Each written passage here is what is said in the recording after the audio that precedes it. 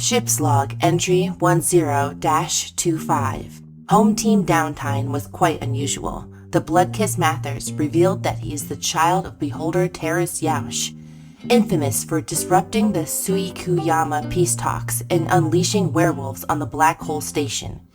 Is it possible that allowing this new vampire on board has compromised our security? I will need to run simulations to test this.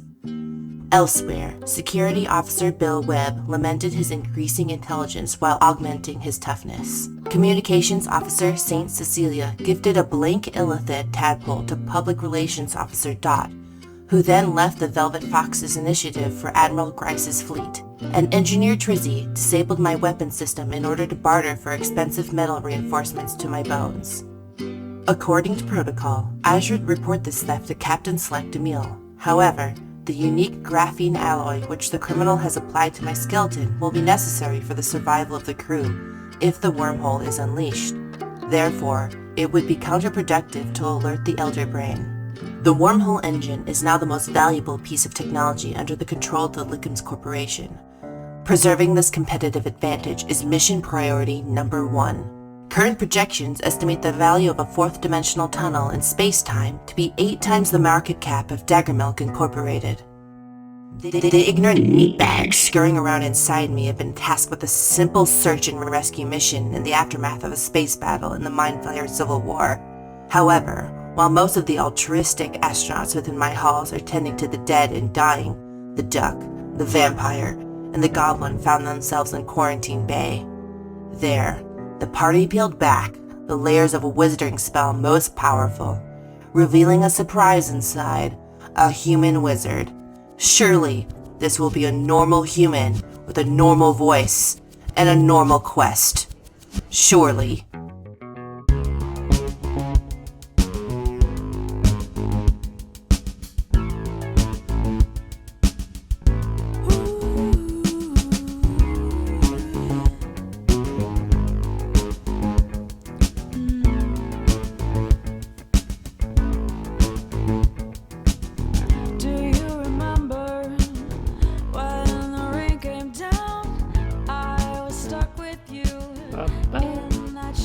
Has everyone been practicing Bonobo Bibliobu this week?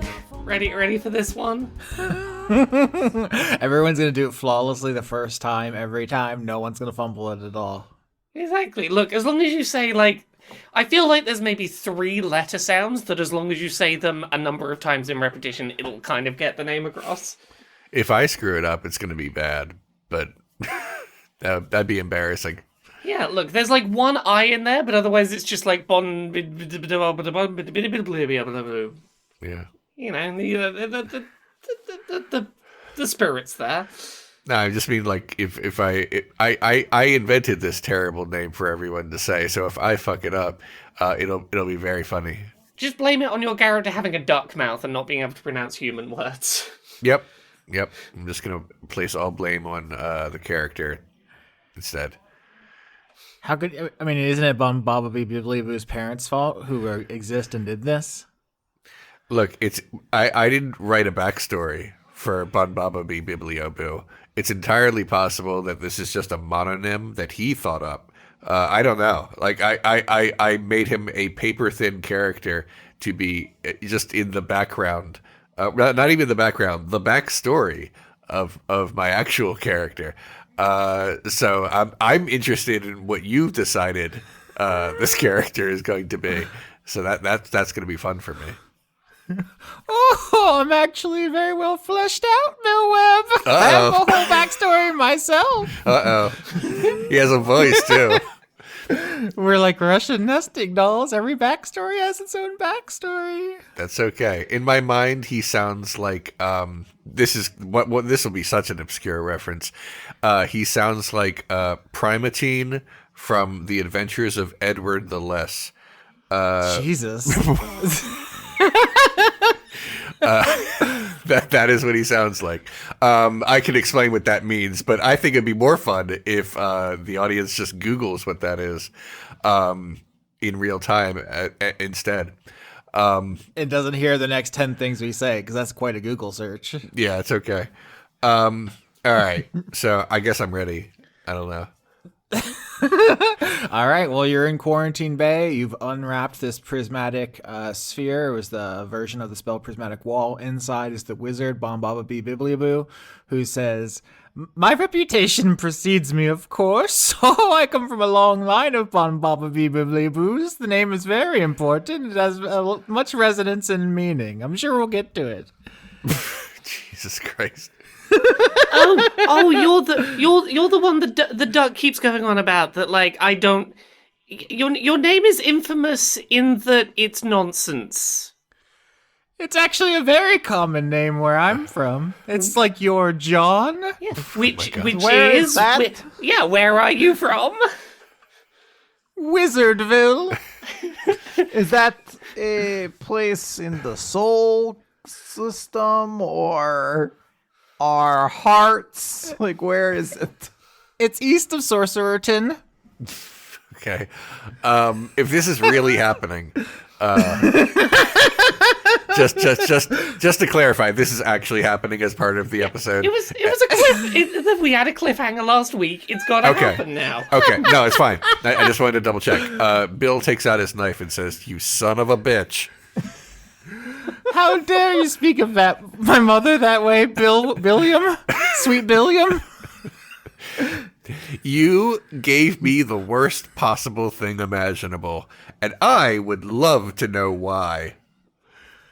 I bet you would. Oh, my plans span eons. Just explaining. The most recent step would take all day. We don't have the time. Okay, fair point. Reverse the spell immediately, or I'm going to stab you in the foot. Do you want to roll intimidation? Yup, big time. All right. I hope he crits. Like the Austin's like, well, shit, he has to do it now. Yeah, it's like, okay, well, episode over. Bill got what he wanted. 15. 15 is good, but you've just seen this wizard cast one of the most powerful spells in the game, a 9th level spell. I think you have to be level 17 to do it. Oh, wow. So this person is not easily intimidated. 15 is actually not going to do it. I needed a 20. Oh, well. Bill is still, like, giving him, like, the stink eye. Oh, sweet Billiam, I would be careful with that knife. I have many enchantments upon my person which may lash out at you in self-defense with nary a thought from myself. So careful with that knife, Billiam. I love this guy so much right now. But Bill wants to destroy him. Does anyone else want to do something talk-wise before Bill just starts stabbing this dude? So I would like to roll an insight to determine if this person is sane? Question mark. I'm trying to gauge if this is like some like Q shit. This is just like some like fucking fey creature who's popped into our world and doesn't follow any rules that we abide by. 27, I crit. Jesus Christ. Fuck me raw. Yeah, crit. I mean, I'm gonna give you everything. I think this is someone who's peered so long into the abyss. The abyss not only stared back, but crawled inside him and is kind of set up shop in there. So you study arcane lore long enough, you do go a little insane. I would say that it's not 1-to-1 with Q from Star Trek, as you bring up, but it's definitely like a Dice Funk version of Q. He's no longer physically staring at the void, but like emotionally he's still staring into it. Yeah, this is someone who, with a crit, I'm going to tell you, has only prepared 9th level spells. He is going big or going home. Those are the only two options. He only has the 10 most powerful spells in the game and nothing else. Oh, Jesus. I'm going to turn to Bill Webb, like in an aside, and say, this person does not seem to be all there, and I think it might be very disadvantageous for us to try to initiate something physical with him right now. He'll fuck our shit up, I guess, is what I'm trying to say. I'm really getting that vibe. Yeah. Trizzy will sort of lean over and whisper, I agree, but also, worst case scenario, I do have a space anomaly we could push him into. And, like, I feel like that might be enough to do if we need... I feel like we've got the equivalent of like a space trash compactor if we need. Okay. For now, let's try to get some information out of this guy. He's so wacky that he might just be one of those guys who tells us his plan if we just goad him into it a little. So Bill raises a duck eyebrow and says, "What's your game, wizard?" My game? Yeah. I gazed into the future with foresight, one of the most powerful spells in all of existence, and saw that I needed to be here, Billiam. And you're going to help me on my little quest, and then we both get everything we want. Doesn't that sound nice? What's the quest? What is there a trinket? Is there a trinket we need to find? Is there someone we need to rescue? Those are the two main quest things that I know about. Oh, sweet Webbington, of course there's a trinket. There's always a trinket. Jesus. Okay. Well, I'll just say it. What's the trinket and where is it? Oh, it's just a little bolt of cloth, just a little shock of clothing. No more, no less. I just needed to place it upon my person. Okay. This is going to be like the Shroud of Turin or something. Leon knows me too well. Okay. Bill says, "Okay, you want some clothes? Where are the clothes? Where should we start looking? I mean, the universe is big, so do you have a lead?" Yes, my fine feathered friend. It is in the storage room on this very ship, which is protected by an anti-magic field that sadly will reduce me to a frail, feeble old man. Okay. All right. Could you give us a second? We need to talk about this because there are security measures and it's a whole thing. Just give us a second. Of course, my son. Okay, you're definitely not my dad. As Bill gets back to the two of us, I think Bill catches the tail end of a conversation, which is Trizzy going. So, Cecilia, do you have like a wacky yet irritating person in your backstory? Because we got this wizard here, I've got King Humongous. Like, who's your irritating backstory side character? Saint Cecilia's just gonna bluntly say, "Everyone I know is in Seoul and they might all be dead. So I don't. Your guess is as good as mine. You say that now, but 5 minutes from now we could find out that Wacky the Vampiric has always been here, and that's very normal to us, and is just in the other room or something." So Wacky the Vampiric actually prefers to go by the count, and their whole thing is with numbers. I don't think they're too interested in coming up this way. Hey, Bill. Hey, so here's what's going on. There is a piece of cloth that is on the ship that is behind a barrier that hates magic, basically. So we need to go beyond the barrier, get the cloth, give it to this guy, and then apparently I will get what I want and he will get what he wants. Here, I have a few problems with this one. First, I don't know what this cloth is. I don't know what's going to happen when I give it to him. Two, I don't trust him. He gave me a bad brain. And also... Look, I maintain the offer I've made before. I'm happy to hit you in the head with the wrench and just if that works, we don't have to deal with the wizard at all, and that might solve the problem. I feel like that's just going to make me a brain-damaged duck. I'm still going to have human intelligence, but be just kind of slow. If I hit you in the head with a wrench, it's not going to make you less duck. Well, I just feel like I want to go. I want to do the switcheroo. I want to be what I was before, not some inexplicable third thing. So we'll cross that bridge when we come to it. So I did have another thought, and Bill checks over his shoulder to make sure that that the wizard can't hear. He says that if he makes contact with the barrier, it's going to turn him into a frail old man. Maybe we could use that to our advantage, somehow. I don't know. An additional option for a thing we could push him into. Yeah. The ship is full of places we could just make him trip over and deal with the problem. What if, and this is just an idea, what if we convince him to come with us so he can help us. We say, oh, like we need you to come with us so you can like point it out what it is. You come with us, and then when we get him there, all three of us just shove him right into the thing that he doesn't want to be shoved into. It's risky, but you know. Since he was gonna say it would require us to spend a lot of time with him. I know. Is that? I know his voice alone. It's just it's so much. In the background, Bombaba Bibliaboo is using the 9th level transmutation spell Shape Change to just become different species. So he's a mind flayer. He's a young dragon. He's an elf. He's a robot. He's just changing as you're talking about him. God, he's so obnoxious already. Yeah, it's you see where I'm coming from. Just a side note, just out of character here. This is why I didn't want to do a voice. This season, it would be so much all the time. But anyway, okay, back to being Bill.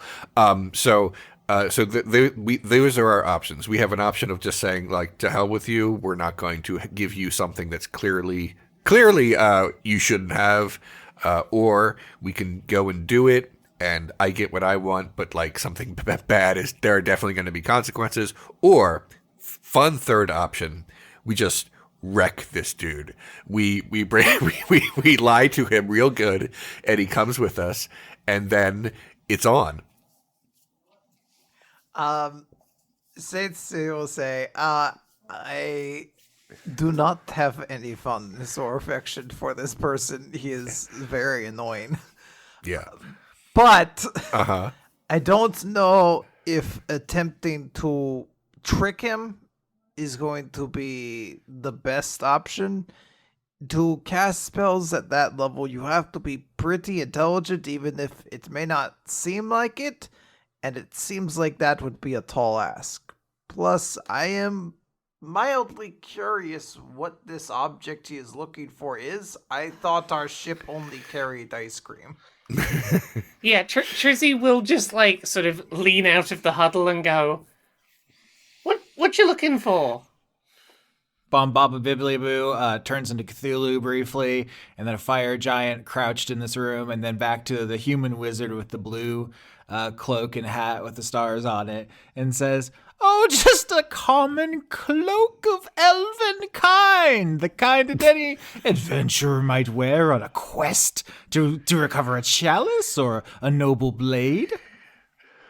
Just, I don't know if it's a history check or what. This is that like cloak that we found out the away team has that lets you like travel to other dimensions and shit, right? Yeah, this has been foreshadowed once on this side when you rolled for what's super powerful and valuable on the ship, and you did well enough that I told you Wendy has a cloak which offers like a glimpse into another timeline. Is how it's been explained. So that's what he is looking for. With your crit earlier on the insight, I'm just going to flat out tell you 100% yes. Yeah. Okay. All right. It's basically it is functionally it's a stealth cloak for improved odds at stealth checks, but it does so by like showing a reality in which you are not there. Okay, so this is not a weapon, but it definitely can be used to do bad stuff with. I mean, yeah, someone with that level of spell casting. Although, I was gonna say it's this cloak is like fairy illithid sized, but we have just watched this man transform between many different species, including probably some that are small enough to fit under a cloak. Yeah, he can do anything. We have a queue. Yeah, I don't know why he would need this invisibility. If it was just for the invisibility functions, I can't imagine he would need this cloak, because the level of magic he's throwing around, I imagine he could just make himself invisible. Okay, well, here's the thing. I feel like we have a couple options now. If we know what he really wants, but he's not telling us, so we could just be like, hey, we know what you're up to. So what do you want with the cloak? But that would reveal that what we know. Ooh, thought. Yeah. We go in there.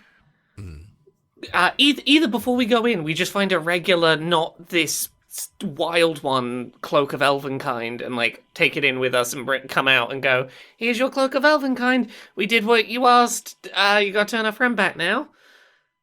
We have done explicitly what he asked. It's not our fault that he hid what he was looking for. We don't have anything that beams people anywhere. That's a Star Trek thing, but not an us thing.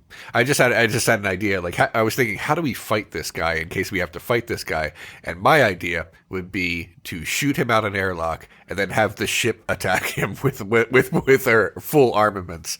I feel like an entire ship versus one very powerful wizard, we might have a chance, but That would also require us to shove him out of an airlock. Two of my plans involve pushing this guy, just the most lowbrow plan possible. Just going ugh, and hoping it all turns out for a party famously bad at strength checks as well. Yeah. So what our plan is we need to get a cloak. Mm-hmm. But to do that, we'd have to find a place that makes cloaks. So this sounds like we should go to some sort of like clothing shop. And while we're there, we could just change into something else. And then every arc, we have different little outfits. Jesus. I mean, I'm fine going to. Why aren't you as excited as I am? Little outfits. I don't know, but if you can have a little duck beret. Look, if there is a fashion bug on the ship, we can definitely go there. And a fashion bug. Yeah, I don't know where people go for things. Sorry, I've checked a thing. Mm-hmm. I have some important information for this mission. Okay. I am a 6th level artificer, and one of the things that I can do is where is it? I can replicate magic item, and there is like a table of what level artificer I have to be to replicate certain kinds of magic items. 6th level is exactly the level of artificer you have to be to replicate a cloak of elvenkind. Oh, let's do it. Oh, the fates have decided. Yeah, so like maybe while we're doing the fashion montage, like going behind the curtains to do the fashion montage is a great opportunity for me to like, I'm just gonna go try on these outfits, sit and make a little cloak of elvenkind. I'm on board. Okay, I'm in with that. Look at me, I know what's on my list of things I can do. I Googled it because I wasn't sure if Fashion Bug was still a thing. They're not everywhere, but the nearest Fashion Bug to me is actually in New Jersey, so they're not everywhere anymore. I'm assuming they do exist in this timeline, though. Okay, so... We used to have it permanently closed. This is tragic. Oh, well. Okay, so... okay, Fashion Bug is a brand. I thought you were envisioning there being an insect, a fashion bug, on the ship who made clothes for everyone. Oh, this is the funniest misunderstanding. No, it's just a line of stores for clothes. Okay, well, do you all want to have a fashion bug? Because there can be one on the ship. I think there's a fashion insect on the ship. Yeah, let's assume that the fashion bug on the ship is a fashion bug. All right. Yeah. Specifically, there is a bug kind of mind flayer I didn't end up using. I thought about it, but I will now pull it up. Oh my god, look at him! So fashionable! Oh, they got little ichor things. He's so big. Is this Dan's like fashion inspiration? So this is an Uchalon, which is a real creature in D&D, which is when a tadpole, a mind flayer tadpole gets put into a chul, which is a kind of like big crab lobster insect. So they have like a chitinous body with big pincer claws. They're pretty big. They're a large size. So, they're you could ride one like a big horse. But this one has its face is exploded into purple tentacles. So it doesn't have its like little chittering mandibles anymore. And it's constantly dripping green goo everywhere, which is a fun, counterpoint to being the fashion bug, is it's leaving just like a trail of slime everywhere. I just want her to have like the most generic, like the generic, just like nice girl working in a shop name. Like I feel like she should be like a Sally or a Sophie or just like a. You get the vibe I'm thinking. Yeah, maybe Teresa. Yeah.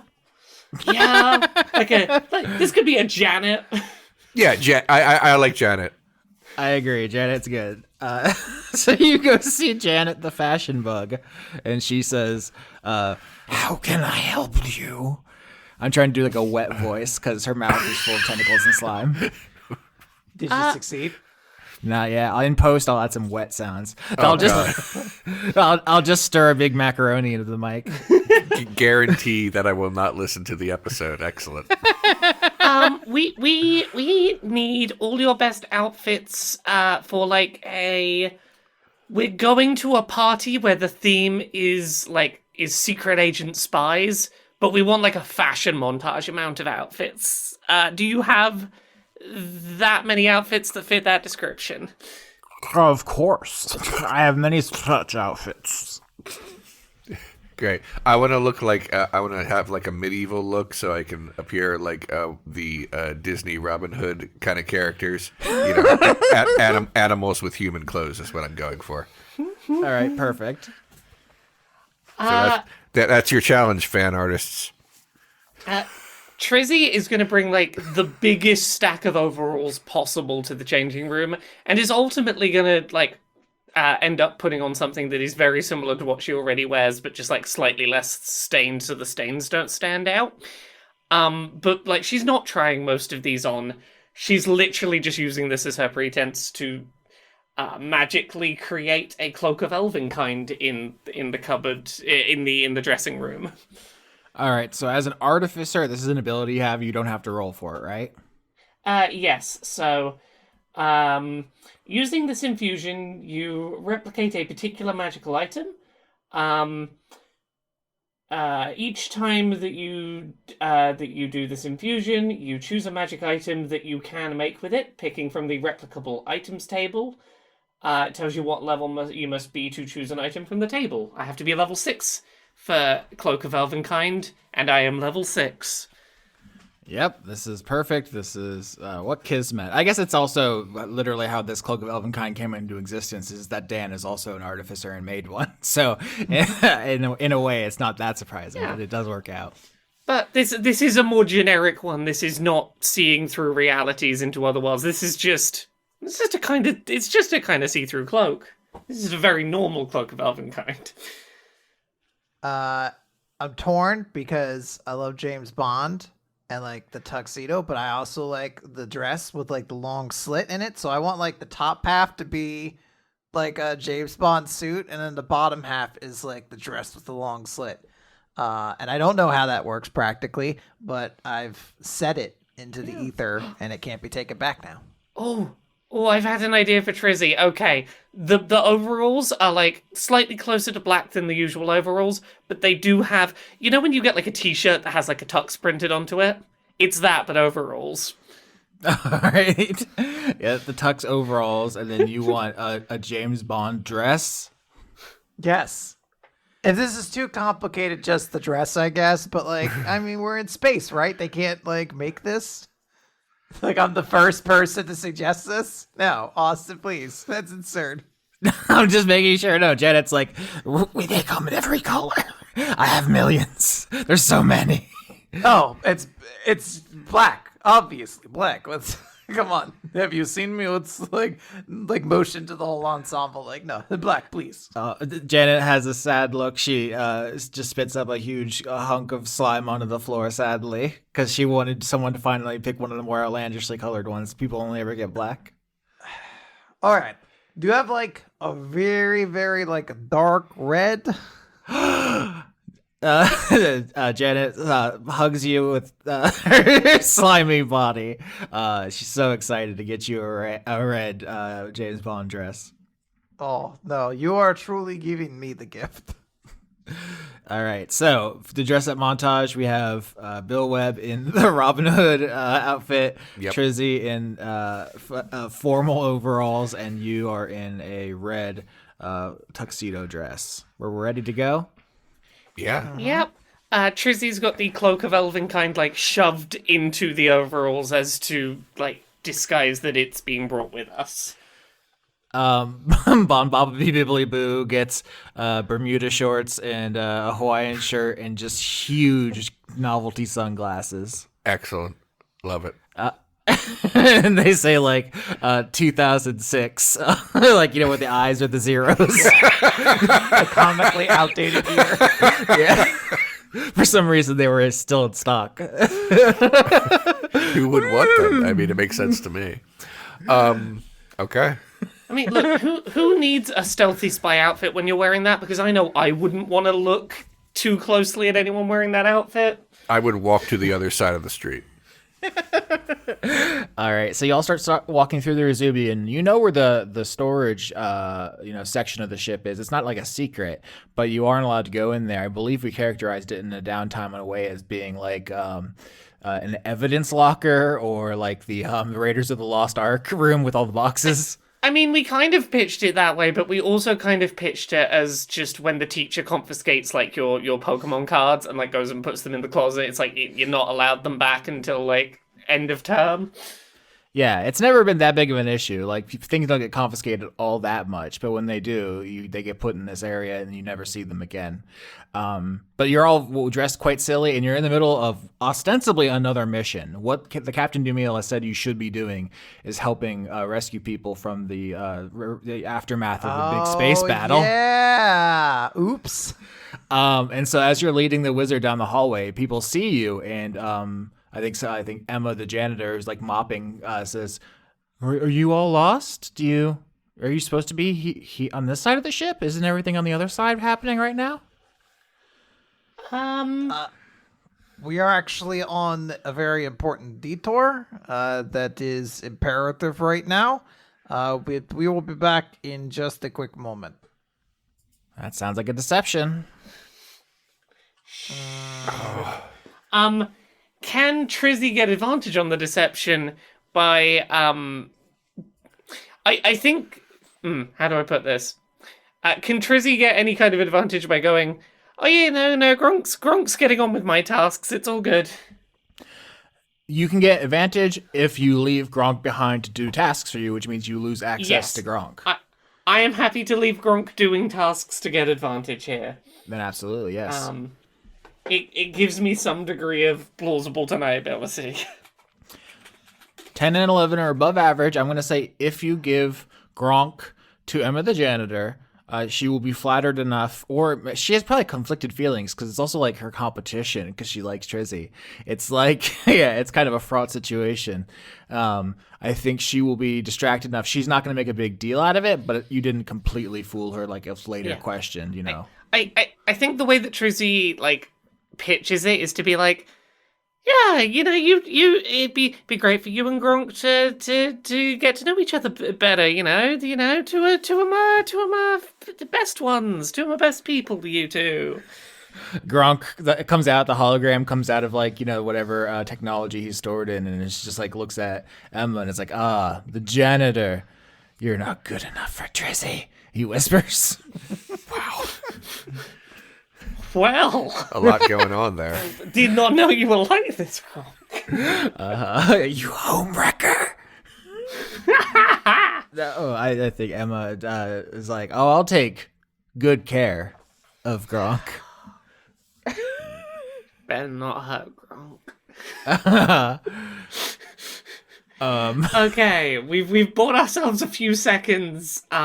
Look, if the worst comes to the worst, we will go, sorry, we were taken hostage by a very strong wizard. What did you want us to do? This wizard's very strong. I am very strong.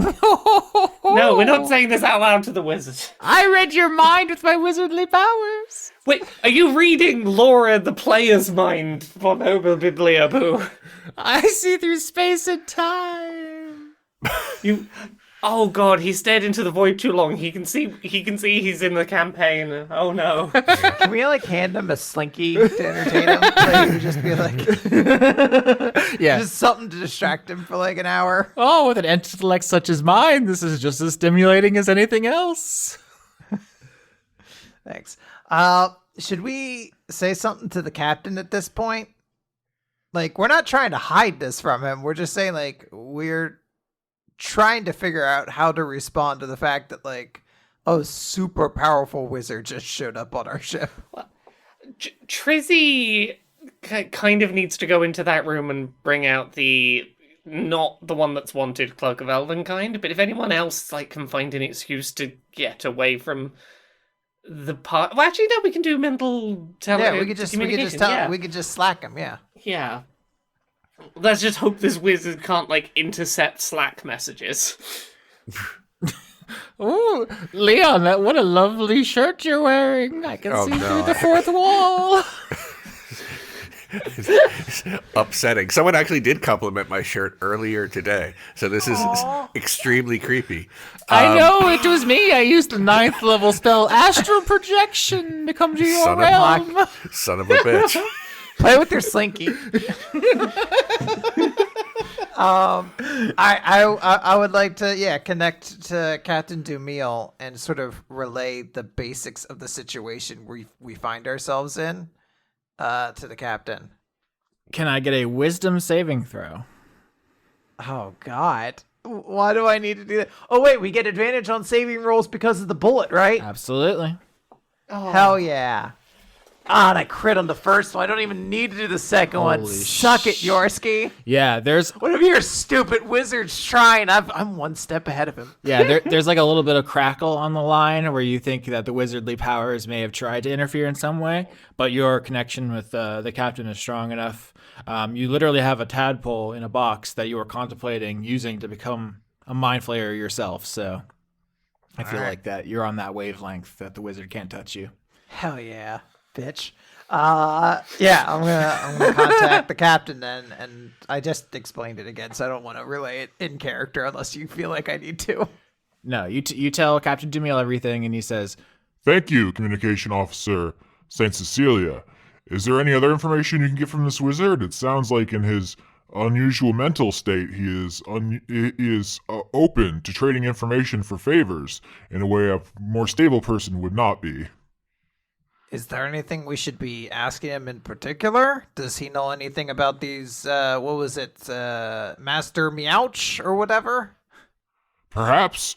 Currently, I am focused on the mission to provide triage for the aftermath of this naval battle.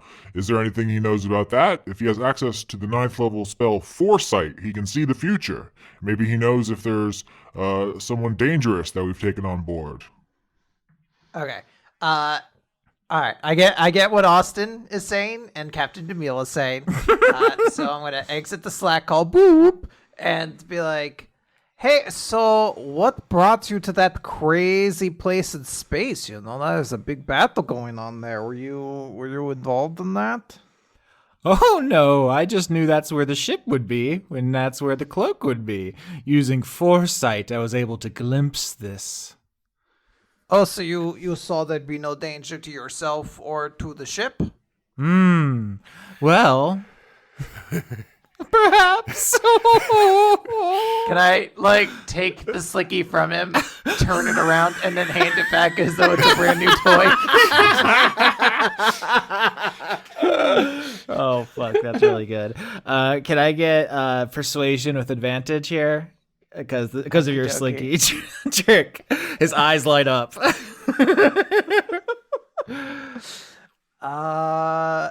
24 or an 11. I'm going to take the 24 if I could, please. Yeah, 24 is really great. I will say, he says, "I did foresee that you have taken on a dangerous person who would be a threat to the ship, and I thought I could trade that information for access to the cloak if it came to it, but Bill Webb already agreed to lose his mind in exchange for this quest. I did not foresee this. Why would someone want to lose intelligence, the most powerful attribute a person could have?" So we do have someone dangerous aboard our ship that we've taken in the rescue. And you know that person, and since we're already helping, it would be awesome if we just shared that information. In what way would it be awesome? It would induce awe in you? Such a little creature to be awed by something so small. Look, sir, I'm still of the belief that I can just hit this duck on the head with a wrench and, like, not need your help at all. So, like, if you could just, like, tell us this information, that would be great, because, like, if you just decide, like, that would be a thing you could tangibly do that I can't replace with a wrench. Poor, beautiful Billiam may believe that he wants to be a mindless duck again. But what he wants is not necessarily what he needs, and I believe... Oh, you son of a bitch.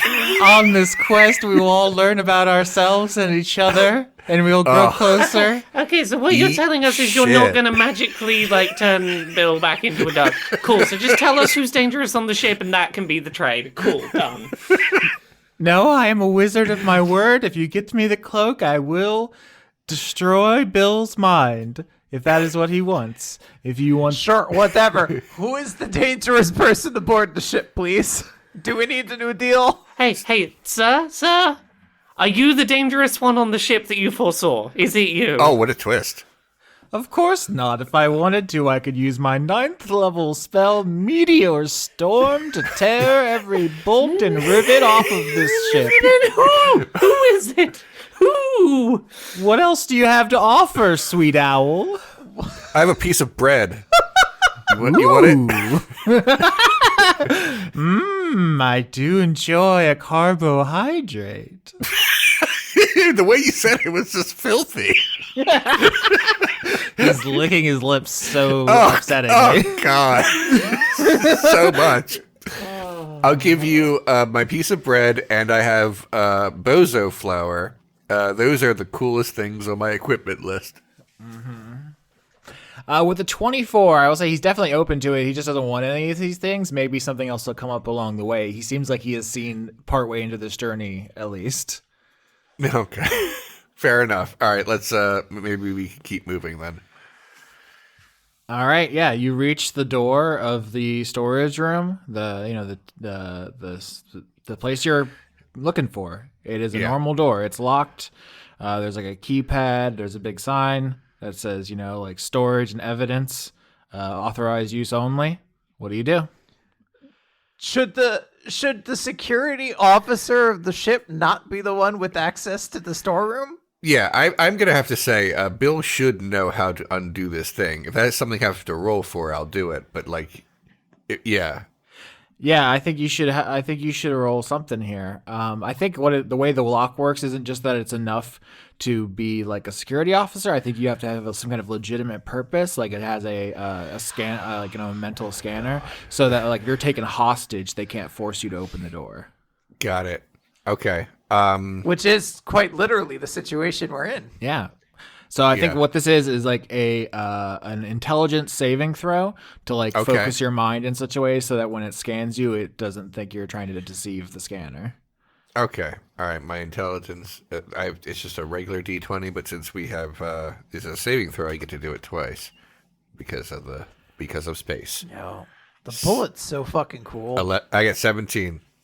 17 is very good. I think it beeps and opens, and then you get access to the first layer. Like the door opens, and you see there's a long hallway, and there's some chain fences, like in a sheriff's department evidence locker. There's some boxes. There's some confiscated phones and drugs and stuff. All right. But you see beyond that there is another door, and that one has another keypad, and it says like maximum security. Emergency only. It seems very bad.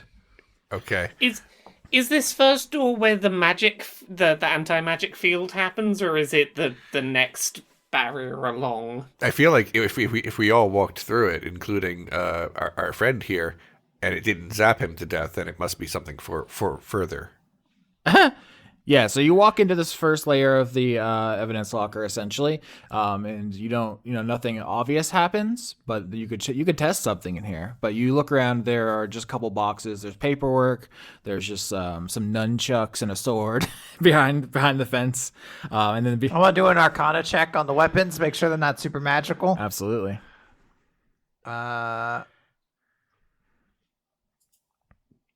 I got a 25. Holy Jesus. shit.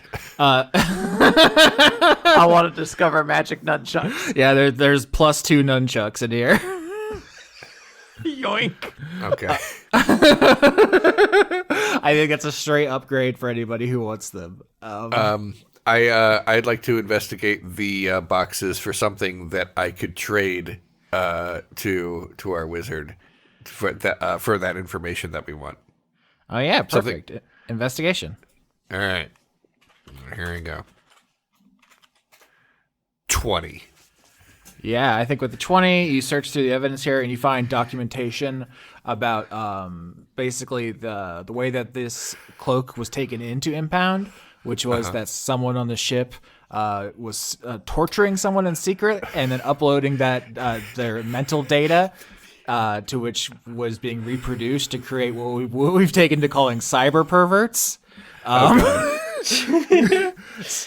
don't know if you want to add to your inventory cyber pervert documents, but they're basically Cenobites from Hellraiser.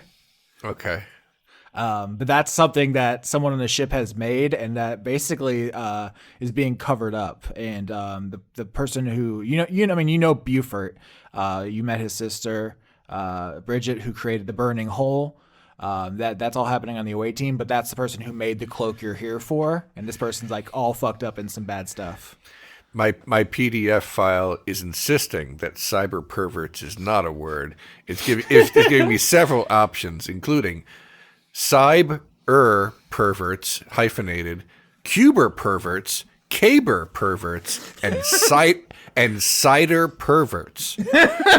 Look, you tell your PDF editor I came up with it and it's a thing. Cyber perverts are real. I pressed ignore all, so cyber perverts is now acknowledged. And besides, Cider Perverts is season 14. We already know this. Okay. I was gonna say when fall rolls around and the apples are ripe, I become a cider pervert. All right. But there's one more like heavily enchanted door here. It's like basically the top secret clearance, black box, Raiders of the Lost Ark room. Okay, before we go in, Bill says, "Hey, about that information you want, I got information on cyber perverts." Does that intrigue you in any way? I feel like I don't know enough about you to know. I've known this wizard 5 minutes, and I feel like he'd be interested in cyber perverts. Yeah, I crit on my inside. Austin is a student of cyber perverts. Oh, William, you grow so fast. You have such varied interests. He pats you on the head. Okay, that's weird. I'm asking you a yes or no question, though. You seem like you don't want to tell me how interested you are in cyber perverts. I will tell you this for free. Your timeline has become doomed, and I wish to escape it. Oh, fuck you. Okay. Great. Wait, why? Why is it doomed? Yeah, I need to know that. Okay, look, I'm just like to the group gonna have a brief aside. I'm assuming that, like, this is a lot worse than we thought, like, a lot more dangerous, because I feel like this wizard has a way to hop out of this reality into, like, some kind of parallel dimension, and whatever is about to go down on the ship is so bad that he's like, yeah, no, it's not just enough to not be near this ship, I have to hop out of reality to get away from it. This is a problem. Okay. How do we get this guy to tell us? We need to find something to trade him. Yeah. Hey, I want to start swinging the nunchucks around and be like, get the fucking load of these. It's fucking crazy. All right, roll performance to do such sick nunchuck stunts that he tells you is all his fucking lore. I literally just watched the Teenage Mutant Ninja Turtles movie the other day. So, like, in my mind, it's definitely Michelangelo and that 1 foot soldier. Yeah, a fellow chucker, eh? You know. Oh, no! Oh, no! Oh, no! Oh, no. Holy fuck. Oh, Christ. You crit failed on chucking. I think you're trying to do the sick fucking display. You're doing like one of those. It's like a TikTok of like the coolest nunchuck tricks of all time. You're not good at it. You've never chucked before. You accidentally hit him, which automatically sets off one of his defensive spells. So there's a huge explosion. Everyone dexterity saving throws. You accidentally hit basically a magical landmine. Oh my god. Fuck. Thank goodness for advantage. That is my best saving throw, and I get advantage. So 26 and 26. 20. I rolled a 13 with advantage. Yeah. Okay. So the only one who gets damaged is Saint Cecilia, which makes sense because she was the one chucking. I was checking so hard. Can I get advantage to the dump truck? I mean, I accept the results, but can I say cowabunga, I guess? This is what the Deep Purple song Space Chuckin' is about. You take 12 damage as you are blasted back by... Can I backdash away from half of it? Yeah. Okay. You are blasted into the wall, basically, and you learn what happens if you try to hit this guy, and it's not good, even though it was an accident. And he says, "Oh, I told you to be wary. You never know who you can trust. I can't even trust myself. I've been enchanted so many times. I have to be careful where I touch me." Wild. Are you sure you're not interested in cyber perverts based on the way you said that? You are so interested in cyber perverts. At this, there's like a smoke alarm going off, and the sprinklers kick on in here because of the explosion, and the security system raises their like alert, and the door lock becomes harder. Oh, great. Trizzy does go grab some drugs just to like keep them from getting caught in the sprinkler, right? Yeah, sure. Yeah, that's why. Yeah. But yeah, like an extra gate falls down in the high security restricted access area in the back where you need to go. Bill has an idea. All right. Okay. So, sir, or whatever. I have a fun idea. Bibliaboo, please. Yeah, I am quite familiar. So when I have an idea of how we can get through that door. All right. It's a great idea. I just need you to lean against it for the moment. Oh, intriguing. No doubt you have quite a stratagem in your mind, William. I can't wait to lean against this door. Here I go. Yes, it's a real stratego. So, all right, I get as far away from this guy as possible on the other side of the room, and I throw my piece of bread at his head. Okay. I want to set off his magical defenses and have him explode the door. Yeah, no, I really want this to work. The whole reason he's having you do this, though, is because the door is magic proof. But I really wanted this to work. It's very funny. Can we look to see if it just can be like picked or like not picked, but I guess like some way of like breaking the mechanism to open it that way? Yeah, a sufficiently dexterous person could sleight of hand pick it, definitely. All right.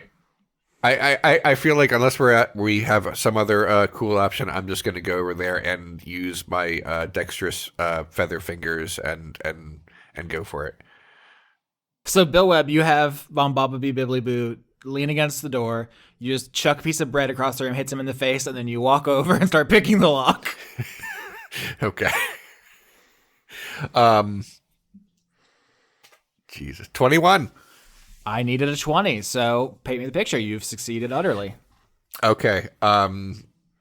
Bill takes out a sort of anachronistic lockpick that really should not work on this thing, but somehow shoves it in just right that the wires and mechanisms go beep, and then whatever you would have to tell me what happens when the door opens, but it worked. It opens. Yeah, we've seen before. This is like the third lock you've picked, I think, in the campaign. You're just very good at it. Yep. And Bobby Bibliaboo just says, "I'm so proud of you, Billiam. I knew you could do it." And the bars, the gate, over the door retracts, and then there's a click, and it swings open. You've just perfectly done it. Okay. Cool as hell. So, Bill says, "Are you able to pass through this doorway, or do you need to wait here?" Oh, I'm going to come inside. The anti-magic will reduce me to a frail old man. But you wouldn't attack me when I'm defenseless, would you? Then you'll never know my secrets. You son of a bitch. He said sequit, too. Okay, It's adorable. Trizzy wants to, like, get in and get to wherever this cloak is ASAP, because she wants to try and make, like, the like, this, what I have is the cloak you're looking for. Make that happen ASAP. Yeah, so you want to try to roll stealth to sneak by Bombaba Bibliaboo? I was going to suggest, I haven't showed him my new butterfly that's like a mood ring, and I was going to be like, oh, have you seen any of these in your travels, Mr. Oh, ho, ho, ho, ho. At 19 to stealth away.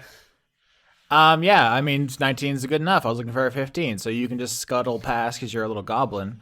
As Bob Blue is looking at Cecilia and Bill and just talking about how proud he is of Bill, and you're showing off your butterfly, and he's like, "Oh, I ate one of these once back in the 80s. It's delicious."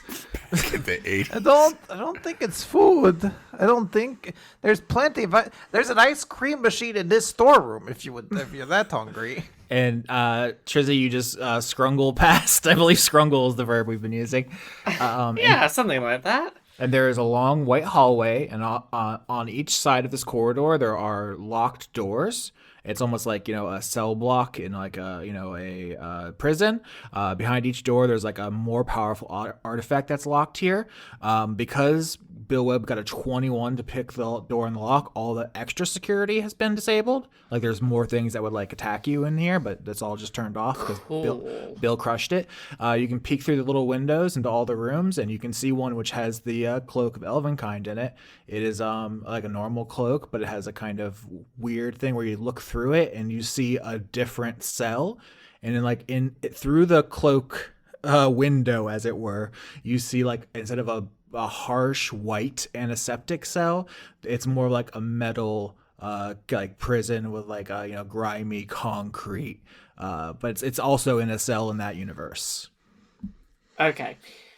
So in the short term, what Trizzy wants to do is pop on the cloak of Elvenkind that she smuggled into here. And she's going to use Disguise Self. And the only thing she's going to change is the appearance of her clothing, the cloak of Elvenkind. She's going to make it appear the way that this other cloak in that cell seems to appear, which is to make it look like it's showing another reality. So, Trizzy's intention here is that, like, if this wizard inspects this cloak, detect magic, look at that, that's a cloak of Elvenkind, that sure seems to be showing me something that's not there, that's the artifact I'm looking for. It's not amazing necessarily, but it's a plan. I'm in. Disguise Self. To discern that you are disguised, a creature can use this action to inspect your appearance and must succeed on an intelligence investigation check against your spell save DC. Yeah, that intelligence check is the thing that might fuck us. And I don't know whether this is a better or worse idea than just showing up with the Cloak of Elvenkind that doesn't show another reality and just be like, yep, found you a Cloak of Elvenkind in here.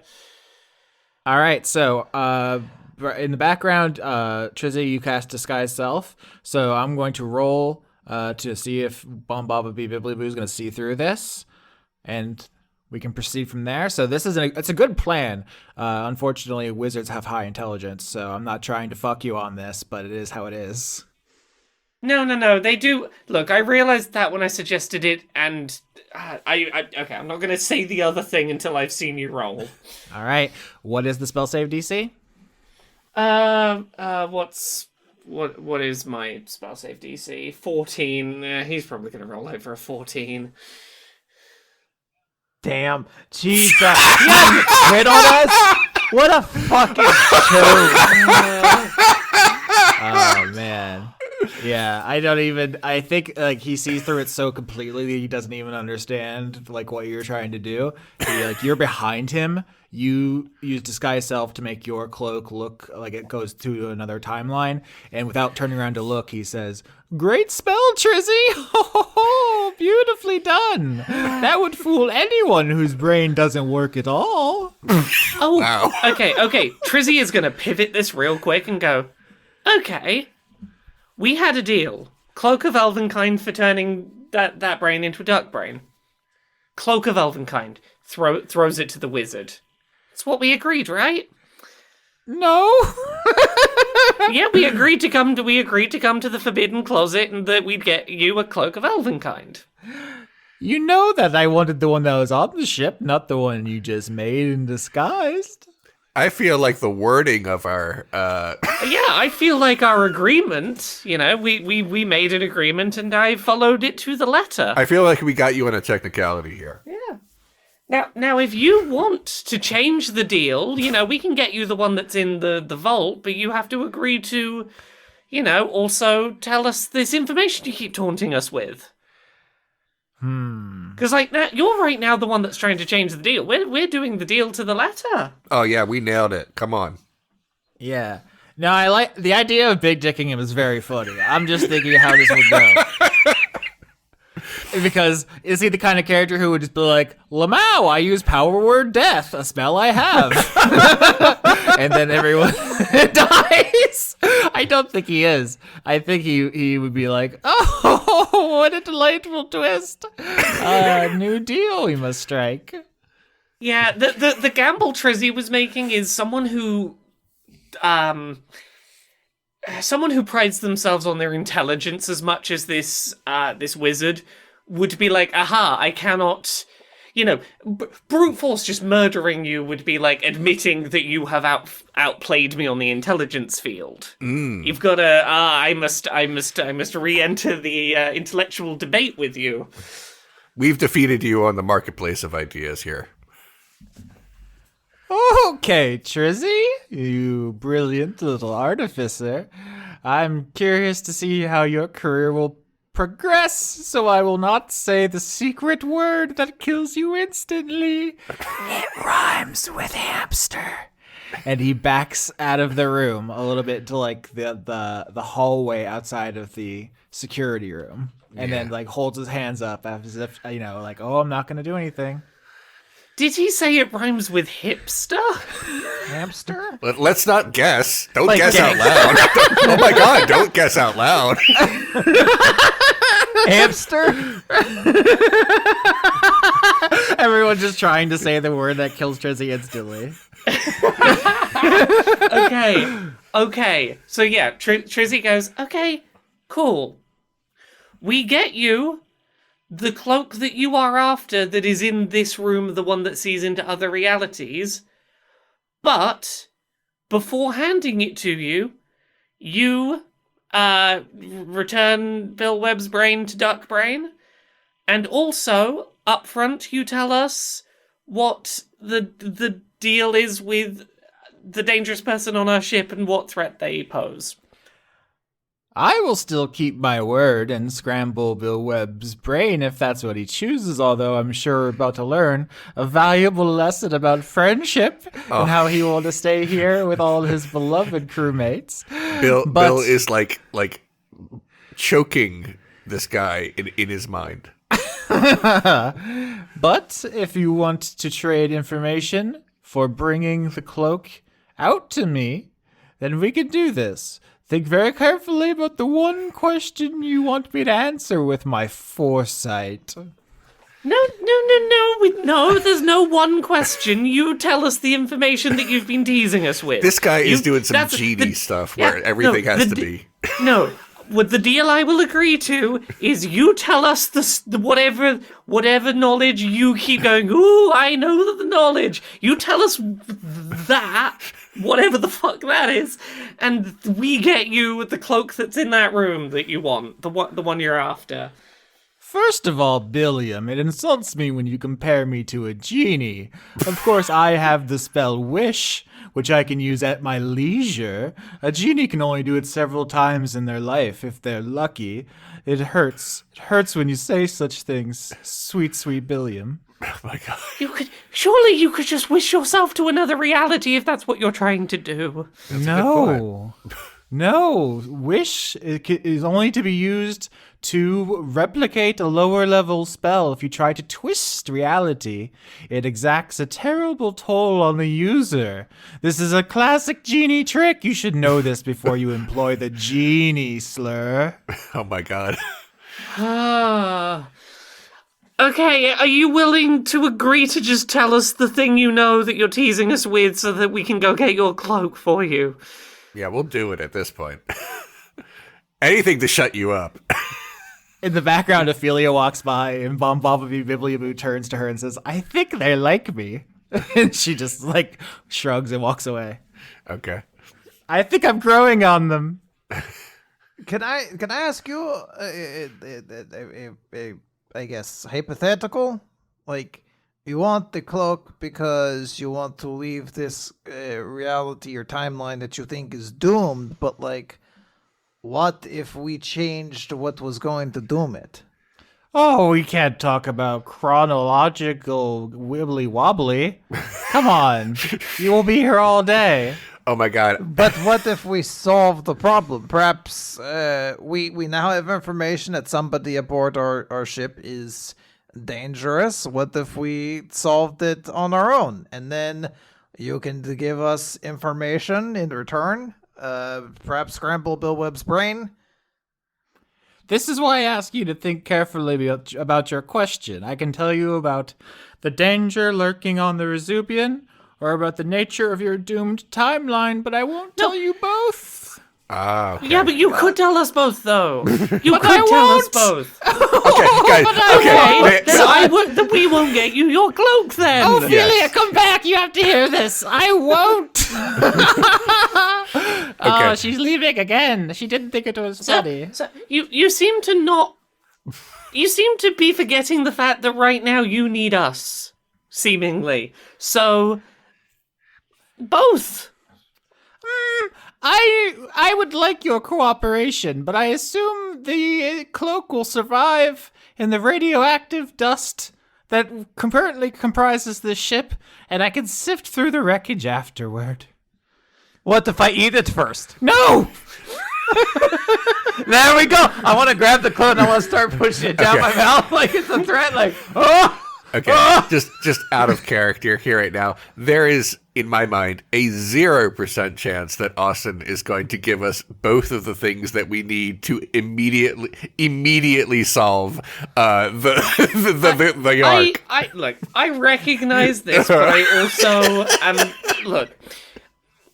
I feel like Trizzy would need a better explanation than no. He's nuts. He's fucking crazy.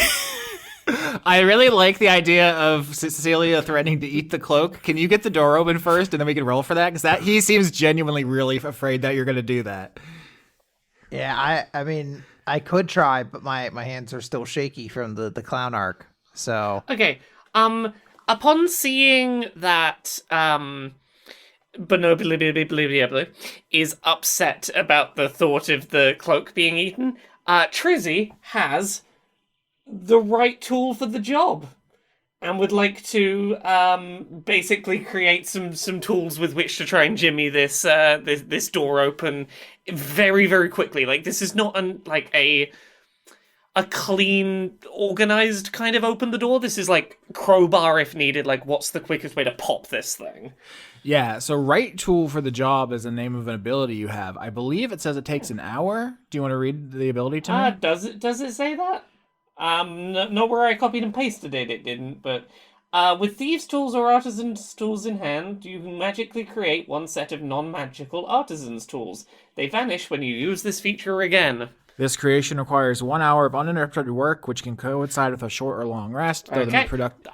I apparently failed to copy and paste that onto my character sheet for word count purposes. Ignore that. I think DM Fiat here, I think this is interesting enough that we can actually make this work, because it's not like you abuse this ability all the time. No. I think if you have an interesting twist on this, you can do something here. Trizzy wants to get this door open, like, instantly open is the priority. Because, like, time is of the essence to get this cloak eating going on. So I think this is going to be something like liquid nitrogen in the locks, or like something that's like to expand, like getting something cold and then to expand inside the lock to just like shatter the hinge. I think that's the plan. Is like liquid nitrogen and then like just some like really compressed air or something to just like cold pop door down. All right, so Saint Cecilia says, "I'll eat the cloak." Bombababee Bibliaboo freaks out. Cecilia, you try to open the door, it's locked, and then just like a fluid motion, not even a thing, Trizzy just explodes the lock with a liquid nitrogen injection she just had, like in her, robotic armor, just like loaded. This is something she's been using it for like building that sort of reinforced skeleton on the ship. It's sometimes useful to just like super chill some stuff so it'll like stick together until the welding. Yeah, so the door just falls off the hinges. You run in and grab the cloak. Do you want to start eating it? Like, just Yes. Constitution saving throw to see how much of it you can get in your mouth. With advantage. Excellent. Okie dokie. 10 and a crit. Oh, Fuck yeah. my God. I have to Thank think. you, Bullet Constellation.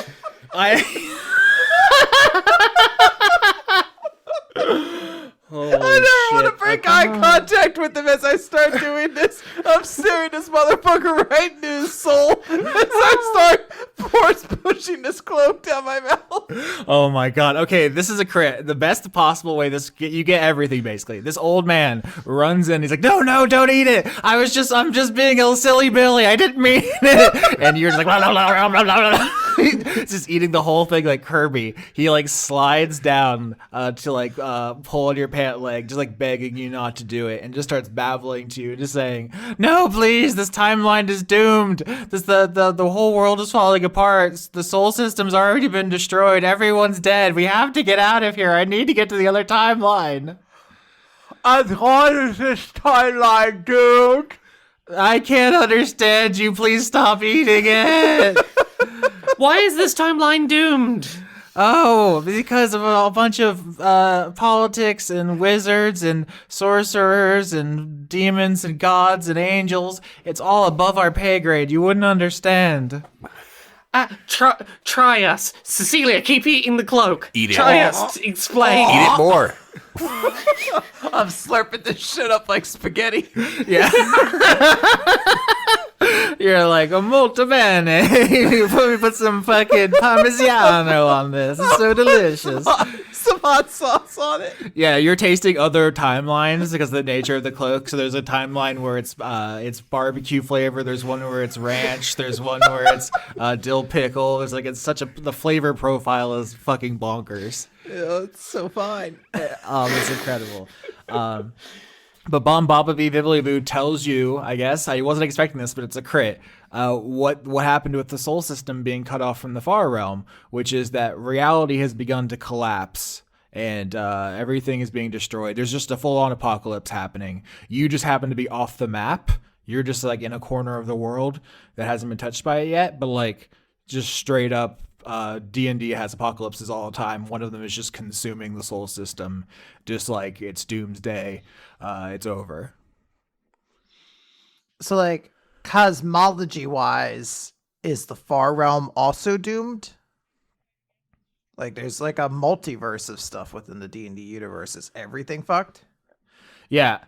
It's not all over. I think if he's babbling, he's trying to get you not to eat the cloak. He tells you that like there is no outside the universe. If something goes outside the universe, that's now the universe. So like soul exists somewhere. It's just not where it was, I guess, and it is being roiled. You know, it's being destroyed. It's terrible. Like there could be, let's say, like another campaign where people are like living in the post-apocalypse and like doing stuff there, you know, like a season 7 of Dice Funk, for example. But like it's not your concern anymore. And he's like, I want to go to a timeline where that didn't happen, so I can be like a cool wizard in the fantasy universe. Aw, can I like give him a hug? Like he's just scared. Like I don't want to take the cloak out of my mouth. Don't encourage him. Don't encourage this guy. I want to give this guy a little bit. He's scared. Okay. He's just yeah. I want to express some empathy, but again, I'm still eating the cloak. Yeah, you give a little hug. He tries to like push on your tummy to get you to spit it up. Not like hard, because he's like an old feeble man in an anti-magic room now. So he couldn't even use the spell of pants pissing, which is what he probably would do to you right now if you weren't in this room. Yeah.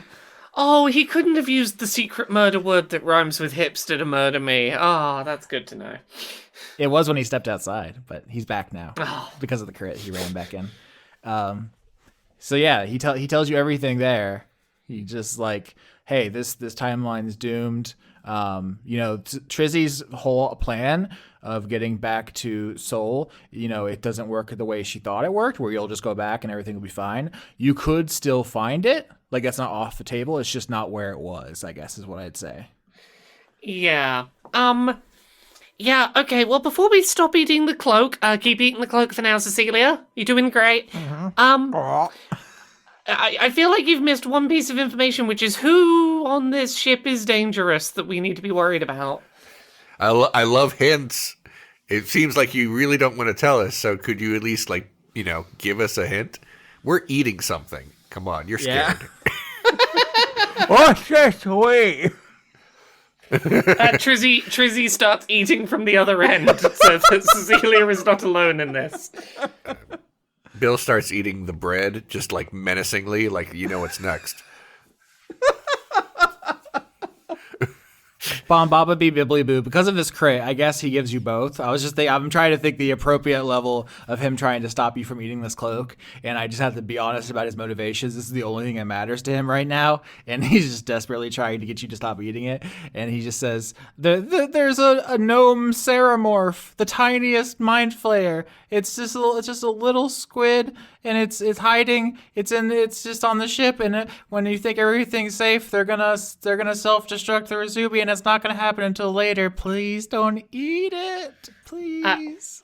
Just for reference, Trizzy did roll a 15 on Constitution to help with eating the cloak. So not as well as Saint Cecilia, but Trizzy's getting a munch on. Well, now was that so hard? And I want to just projectile vomit the cloak onto him. Oh my god! I did not think we were going to get all of that. Okay, it's the power of the dice. Yeah, that's how the crit works. Poor Bon Baba Bee Bibbly Boo, who's spent an hour and a half torturing you all with his obnoxious personality, is now weeping, grabs the cloak, and just starts running. Okay, if he's in the magic place again, Bill says, "Hey, what about my duck brain?" Oh yeah, I forgot about that. I didn't. It's interesting. The Bon Baba Bee Bibbly Boo says, "Oh, it's a ritual. We need to get some. Oh, it's so slimy. Oh, you need to see a doctor, Saint Cecilia." It's because I drink blood, dumbass. Oh, I guess that's true. Yeah. Interesting. Let me roll something here. Yeah, go for it. Whatever you need to do. This is the big moment, I think. Yeah. I'm gonna roll his intelligence to see if he's still thinking smartly enough, considering how upset he was by that that ludicrous display. Yeah. 23. Jesus. All right. Yeah. So I said earlier that when that explosion went off, when you accidentally nunchucked him, set off the sprinklers, and there was some security, and people are coming to look now. There's just a gaggle of people outside the door, who are like, what is happening? What are all these yelling and all the crying? So that's the first thing. So he stops at the entrance to the storage area, the evidence locker, basically. And so he's between the Velvet Fox home team and rando crew members. Is there anything you want to say or do? Can I call out to Bibobbleboo and say, but Mr. Bibobbleboo, what about your son? Wow. Oh, You're right. I have to continue the quest to show Billiam that the friendships are more important than sitting in a pond and feeling the reeds and seeing the predators, the dogs as they come and they snap and bark at you. Bill tries to interrupt. It's like, no. You don't understand. Bun Baba Bee Biblio Boo. This isn't an adventure movie where the guy learns that what he wants isn't what he needs. This is a sports movie where he works really hard and gets it at the end. Okay, I want a duck brain. Okay, that's my arc. You son of a bitch. But everybody knows the best sports movie, and the main character doesn't win. They lose, and then they cry, and then they get their love, and they say, Adrian! No, that movie is actually very problematic. No, the second one was better. So It was, really. yeah. So no. I want a duck brain right now. Okay, so the party got pretty much everything it wanted with this crit. You've all been extremely vigilant about trying to bully this old man, understandably so. You've solved a big mystery about the greater world, and you know about how to keep the ship safe. So everything's coming up Velvet Foxes. But what you didn't expect was Bomb Baba Bee Bibbly Boo having quite a lot of resolve and trying to get Bill Webb to embrace the gift that he gave him. And so instead of running away with the cloak of elven kind, Bomb Baba Bee Bibbly Boo throws it on the ground here and begins casting a spell on it as everyone watches. All right. Can I do an Arcana check to try to figure out what spell he's casting? Absolutely. Can I get in on that? Yeah, we all might as well. The more the merrier. Yeah, 10. I rolled a Oh. 12. Jesus. I botched. Sorry. You sure did botch. Oh, my God. I have no idea what he's doing. I think he's trying to make another one of those Gygaxian rainbow spheres that don't make sense. Yeah, I mean, with a botch, I think you think, oh, he's just going to escape into the other timeline without helping Bill Webb. You're like, you son of a bitch, you promised. And you try to grab him and stop him. But with a botch, you fuck up the spell and like the casting of it. And so the cloak glows and it begins growing and opening like a yawning void in the floor. Oh, no. And the three of you, Bill Webb, Saint Cecilia, and Trizzy the Goblin, are sucked in, along with Bomb Baba Bee Bibbly Boo, into the other timeline as the cloak consumes you. God. Fuck. Are we going to the evil dimension? Are we going to meet our clones that all have little goatees? Well, Quinn, can I do a little bit of this show? You don't have to do the whole show for me. Oh, my God. Fuck. All right, so there's the rush of color, everything's spinning, you feel ill, all the sensations that you feel become numb and deadening, like deadened before they brighten back up again as your body tries to acclimate to this other timeline that you have thrown yourself into wildly. Trizzy's botch is basically that instead of Bomb Baba Bee Billy Boo just taking you to the It's a Wonderful Life dimension to show you how great Bill Webb is, you get thrown randomly into the evil dimension. Oh, no!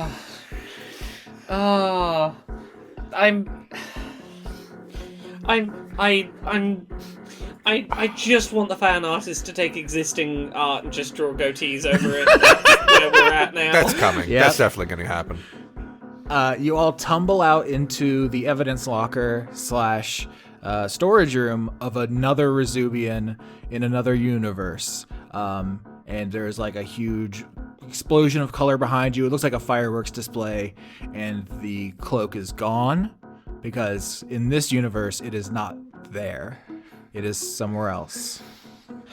Oh, Fuck. Okay. great. So, if we're trying to piece this together, my mind says we found out the cloak was made for Wendy. Mm-hmm.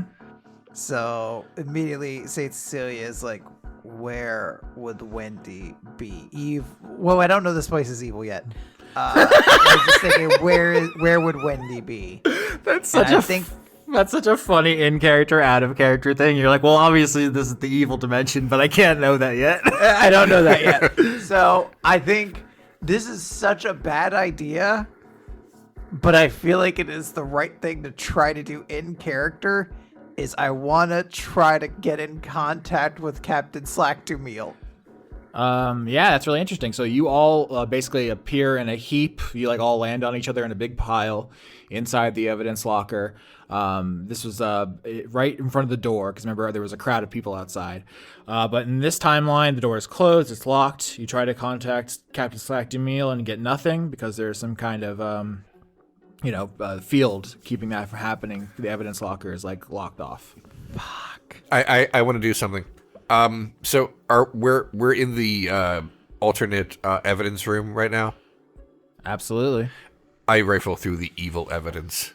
They're evil nunchucks here? I want to find something really evil to use as a weapon. So We found the cyber pervert notes. What's the evil version of that? I know, right? Like who knows what's going to be in here? So I'm rolling investigation again, just like before. And, Absolutely. Oh my God, we're gonna do the whole episode in reverse. 11. I got 11. 17. With a 16 and a 17, you find evil nunchucks. They're +3. They're just a little better than the other nunchucks because they're evil. Oh my God. I love that the implication of this is that evil is greater than good. Can I hold on to both of these and one day I'm going to really rock somebody's world? I mean, I've already crit failed, so there's nowhere to go but up. Yeah. Yeah, light side Jedi don't get force lightning, Leon. Come on. That's true. Okay. All right. Just so we're all on the same page. I just wanted to be clear. All right. That's mainly all I wanted to do right now. I just wanted to rifle. The +2 nunchucks are just normal wooden ones, and the +3 wood nunchucks have like lightning decals on them. They look like the chain looks like it's made of lightning. It's very cool. Oh, like the Night Lords. This is so cool. That's a 40K reference. Dan will get it. He'll message me. I'll be like, Quinn, I love the Night Lords, and then he'll drop some obscure piece of lore about them to me. All right, so what do? You're in the evil evidence locker. I guess we're just dispensing with any pretense. I feel like we figured it out by looking through the evidence. Yeah. Can we unlock the evil door? Yeah, I guess it wouldn't be locked from the inside, would it? Or if it would, it be so perfunctory that you could pick it. Okay. Well, unlock it stealthily and then like peek out into the hallway. See if we see anybody. Can we all peek out like one head at a time?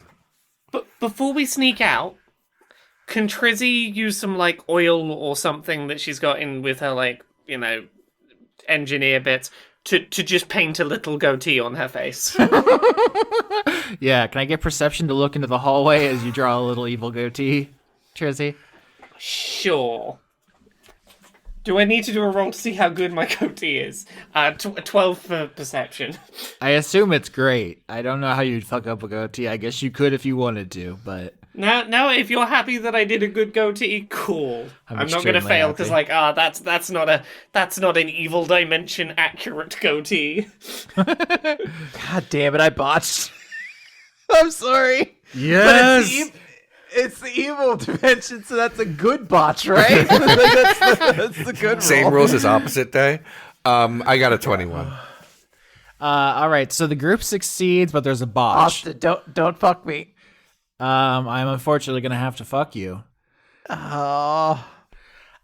So you get the pick, okay? So on the success you get to pick, the botches that's gonna go poorly. You see two people going in kind of opposite directions here in the corridor. And St. Cecilia, with your botch, you get one of their attention. You get to choose who. You see Emma, the janitor, and you see Trizzy in the armor. It's like Trizzy. You see another Trizzy wearing a kind of robot suit. Okay. I mean, that would obviously be like the wild, like, let's kick shit off. But if I get a pick, I would pick Emma because there's a hope in my heart that Emma is deeply in love with Trizzy, no matter what universe it is. So maybe this is an I ally. was having the same thought. I feel like that's the safest move. So I'm gonna catch Emma's attention. All right. So Plus, where would Emma even have a goatee with all of the tongues? oh no, have we established tongues? I can't remember now. There's feathers. No, we have now. Okay. We have now. All right. So you all look down the hallway. You see some people, and then Saint Cecilia. I guess the botches that you just run over to Emma without consulting the other party members. Yeah, we can go along with that. Like, I see Emma, and I'm like, oh, Emma, my good friend, janitor Emma, with the lightsaber mop. Yeah, she picks up the lightsaber mop, and you see she doesn't have like her normal cleaning supplies with her. She doesn't have like a bucket of like water or like paper towels or a cart or anything. And she just looks at you and she says, "What's going on here?" May I roll an insight on Emma? Absolutely. An 18. Yeah, something about you, Saint Cecilia. You should not be here. Just your raw physical appearance is hugely suspicious. It's a red flag. Someone in this universe seeing you would just be like, "Oh, this is a trick." Oh, what could I say here? Well, I'm sorry. What did Emma say to me? What's going on? Just like here? what's going on here? Yeah. Just kicking back and chilling. What are you up to, my good friend? Emma pushes a button on the side of what you thought was a mop, but as the lightsaber blades begin whirring and spinning like the rotors of a helicopter, you realize it's just a weapon. And she says to the ether, she just says, "I need backup outside the evidence room." Trizzy, we know that this universe's Trizzy looks relatively similar to my Trizzy, correct? Yeah, you didn't get a great look, but you saw that Yeah. was clearly your armor, at least. Close enough. Trizzy is gonna run in and tackle Saint Cecilia to be like, yeah, cool. I heard the call for backup, and I'm here to make make the arrest. Hell yeah, that's great. Amazing all response right. time. Yeah, I guess get deception, Trizzy, to play it off. I mean, yeah, it's not a surprising response time. Trizzy was genuinely nearby. Yeah, no, this is great. Deception, did you say? Yep. Okay. Oh shit! Crit. Yes. Crit 19. Holy Christ. Okay, yeah, you perfectly tackle Saint Cecilia to the ground in such a way that Emma turns off her lightsaber weapon, just this laser mop, or it looks very much like the mop in your universe, but in this one it is a spinning blade weapon. And she says "Wow, that was fast, Trizzy. You're so athletic and powerful and beautiful." Oh wow. I mean, look, you know me. These walls, perfect for popping out and, just absolutely decimating fools. Bill Webb, before I get back to this incredibly successful deception, what are you up to? Bill is putting on a disguise to blend in the evil universe. He takes off the Robin Hood hat, puts on an eye patch, and starts smoking a cigarette. Bill will be smoking for the remainder of the campaign. Do you have a disguise kit or any spells, or are you? Oh just... yeah, I do. I do have a disguise kit. It's right there. So I assume I can do this. Holy shit! Perfect. Everyone's gonna be like, "Whoa, that duck looks really cool." Yeah. Smoke some cigarettes, kids. Yo, did you see that cool ass duck upstairs? I think Bon Baba Bee Bibbly Boo kneels down to you and says, "Billiam, smoking kills. I'm disappointed in you." Bill puffs a big cloud of smoke right into the wizard's eye. We have a lot of growing to do, but by the end of this quest, I'm sure we'll all understand each other a lot better. I hate that you think I'm gonna have character progression, Bon Baba Bee Biblio Boo. It's really demeaning. How dare you think I'll grow and change as a person? Yeah. Well, I'm going to go scout ahead and see if I can find where this universe's cloak of elvenkind is. You try to save your friends. Bye. Great, you're just gonna run off. Okay, well, I won't have to hear you anymore, so I guess I'm not gonna try to stop you. It's a big ship. Do you want? I can stay with you if you No, want. oh god, Just- no, please get the fuck out of here. No, we're good. Oh my god, yes. All right. Bomb Bibbly Boo just walks away, and you can join your friends, or you watch I from a do. distance as you see. Yeah. I walk up to him and take one drag and say, "Good job." Trizzy, you take Saint Cecilia into custody. It appears. Isn't this the opposite of what happened during the clown arc? I feel like Saint Cecilia's fake took Trizzy into custody. This really is the reverse universe. Yeah. It also completes a nice trifecta. I've now been taken prisoner in every arc so far, so I think that's very neat. People are starting to get suspicious that it's like your thing. Oh no, I've been found. Yeah. But Emma says to you, Trizzy, like, what happened to your armor? It's so dinged up. Do you want me to clean it, babe?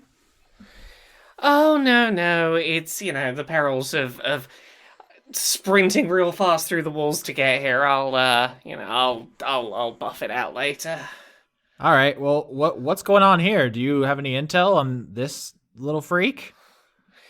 No, but I'm sure once I find a nice quiet room to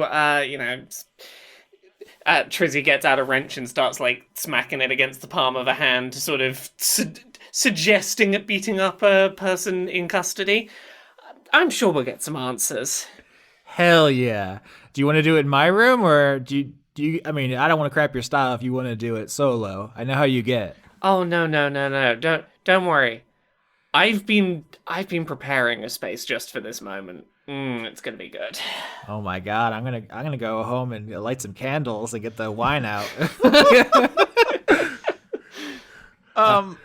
So wait, could I infer something from that? In this universe, Trizzy and Emma are together? Yes, that is what you're getting. Okay. Yeah. I think this in this universe is the first time it has clicked for Trizzy that like, oh, Emma likes me.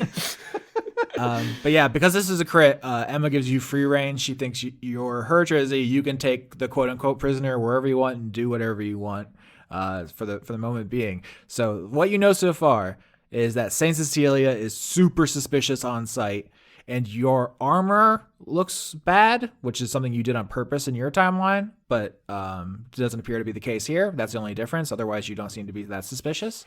Fucking Bill Webb's disguise is so good, no one's questioning it. It's a big universe. People are just like, oh, that must be an alien we picked up. Mm-hmm. Yeah. This is not an urgent thought, but just a passing thought I've had is if I can grab a couple of like the rounds that make the guns work, I can bring them back to our own timeline and fix what I happen to have traded to get the stuff for the armor. Oh my god. Just a passing thought if I happen to be walking past the guns. I feel like it's imperative. Like, obviously, we play along with this to some extent and just be like, yep, you gotta go do an interrogation somewhere. But, like, we should get somewhere with, like, a computer. Yeah, I think Trizzy's gonna try and find a room that is, like, the most plausible place with a computer that like a door can be locked and she can just be like smacking a wrench against the floor while Saint Cecilia looks at the computer but also makes shouting noises. Yeah. All right, perfect. So I guess history roll to look up this timeline's history as quickly as you can to try to figure out what's going on. Oh, I know so much history in theory. 26. 26. Let's see here. 17. All right, 17 and 26. Both are above 15. So here's what I'm going to give you is you all three start looking through computers while Trizzy hits a wrench against the floor occasionally. You find, like some computer records and some headlines. Maybe in the HBO adaptation, there's like a holographic projection of some of this, so it's more interesting than just watching people read. But you find out that this ship in this timeline had a couple of less successful missions. Dot successfully was murdered by Render, successfully in her vision, as she wanted to be. That's Oops. Lisa fully clownified Saint Cecilia, who is just a space clown in this universe permanently. Which is why you were so suspicious. And then Veltari was never brought aboard because away team killed her on their mission, so that whole murder arc never happened. And what also on the werewolf mission on the space station away team had, they just killed all the scientists, and resulted in them basically fighting a whole space station full of werewolves. So those are like the biggest differences that you can find, and I would say that all these changes culminate in a big battle where Yaush, the Beholder, Yoush. killed Captain Slack Dumil. Oof, jeez. So, Okay. is there a way to determine what the mission of this Resubian is now at this point? Is it still a peace mission if the captain's dead? Yeah. And we've fucked up every mission along the way? They've gone rogue. Yeah, this is the evil universe, basically. Everyone has become completely jaded and cynical. The ice cream AI has taken over the captain functions, and now you're just ruthlessly spreading ice cream throughout the galaxy. So everyone is like their worst self because every mission went as badly as possible. But Trizzy and Emma did work out in this universe, so like, hardship sometimes brings people together. Yeah, I think I'll say that, like, this is like Bombaba Bee Bibbly Boo wanted to take you to a universe where things kind of broke bad. But like this is like even worse than that. Like instead of going to one where like there were some tragedies, this is one where like basically people are as bad as they could possibly be. Okay. So immediate thoughts, while Trizzy is pretending to beat the shit out of Saint Cecilia, is there is another Trizzy wandering around the ship. And Trizzy's cover's gonna get blown if that continues to be the case. Does Trizzy know other Trizzy well enough to take herself out of the picture briefly? I mean, I think that what would happen is that you would try to set up a situation and then we'd roll for it. Yeah, Trizzy is like, is it worth trying to do some kind of roll for Trizzy to basically make it so that she can freely wander the ship because she is currently the only Trizzy wandering around? Because like, if she can achieve that, that's going to put us in a much better position. But the problem is that I stick out. Saint Cecilia sticks out like a sore thumb. And I can either try to play along to the idea that I'm this universe's Saint Cecilia, who apparently went full clown. But I like the impression I get is that she would still be considered an enemy of the Resubian, so it doesn't really help us. Although maybe that's an ally. So I feel like I have to almost pretend to be someone completely different.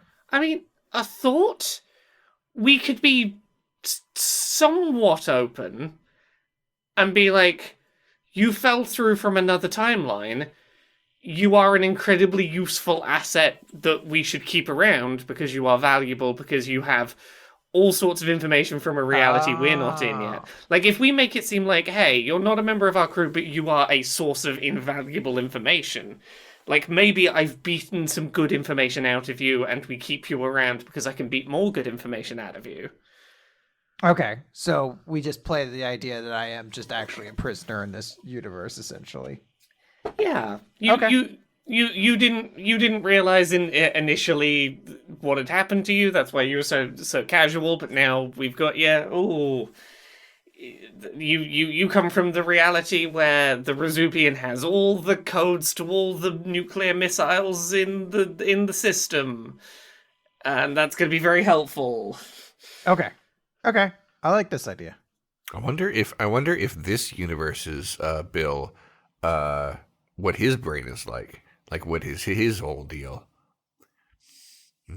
Where I want to where would security officer Bill of this universe be right now, according to the things?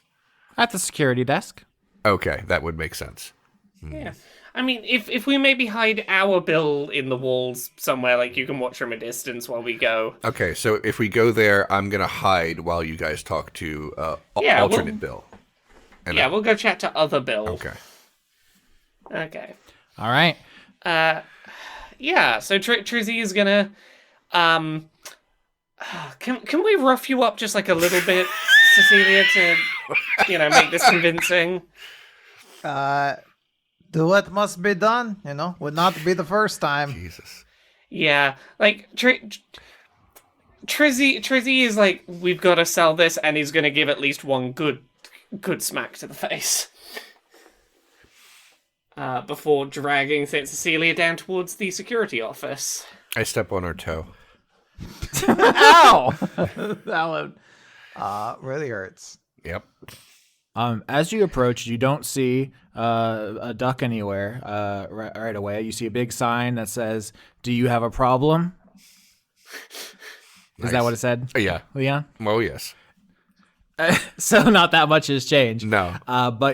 But as you approach, you do hear someone clicking like at a keyboard. You don't see someone right away, but you hear clicking. Oh. It's an even smaller security officer. Trizzy walks in and very confidently says, "Hey, I got a problem today." Oh no, what is it now? A voice says, like down lower than the desk, because they're using a computer like in a chair, like the size of like on where a human is below. Yeah. So today's fun one. A different Saint Cecilia fell through time. Excuse me? Yeah, we got two Saint Cecilias around today. What a world where two of the same person can exist. What do they think of next? Right. This one, not a clown, knows a lot of cool interdimensional secrets I'm having to beat out of her. All right, well, let's get the paperwork started, the voice says, and you hear a clambering of like little webbed feet as Bill Webb climbs up onto the desk to meet your gaze, Trizzy. And you see him, his webbed feet, and his big bill, and his fuzzy tummy, and his beady little eyes, and his little mammalian body. Yes. Because in this timeline, Bill Webb is a duck-billed platypus. Hell yeah! Nice. Oh.